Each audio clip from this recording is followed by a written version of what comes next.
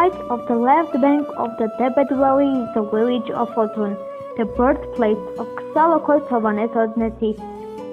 The surroundings of the village are rich in historical monuments, among which the magnificent domed basilica of Odzun stands out as a masterpiece of Armenian medieval architecture. According to a legend, the church was named Odzun because the postal forms consecrated priests and bishops here.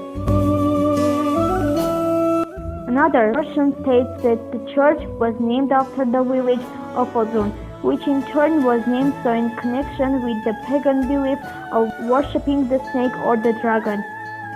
The monastery was also called Khachkund, associated with the name of a priest named Khachkund, living on the territory of the monastery in the 13th century and buried there. A Khachkar was devoted to his memory. By the way, the name Khachkund was very popular and meant victory. It is said that the postal forms brought Jesus' swaddling clothes to Odzun and buried them there. In the 4th century, Gregory the Illuminator and King Tatar built a basilica on the same place. The church is notable for its variety of icons and ornaments typical of early Christian art. The figure of an angel to the right of the window is of particular interest. The monument of the 5th century next to the monastery, symbolizing the victory of Christianity in Armenia, is worth being admired at.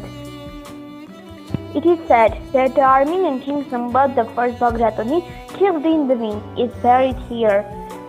3 pillars rise on a stepped pedestal, in the arched openings of which tiles made of an entire stone are installed.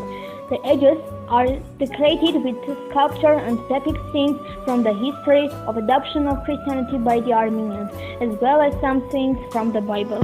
On the site of the Odzun church there was a pagan temple dedicated to the god of the sun. The pagan Armenians depicted the sun with the moon, symbolizing day and night.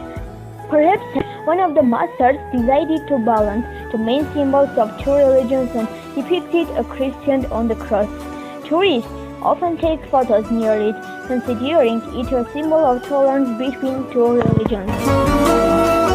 Another interesting fact about the church is that in the early Middle Ages, not only boys but also girls were taught to read and write here.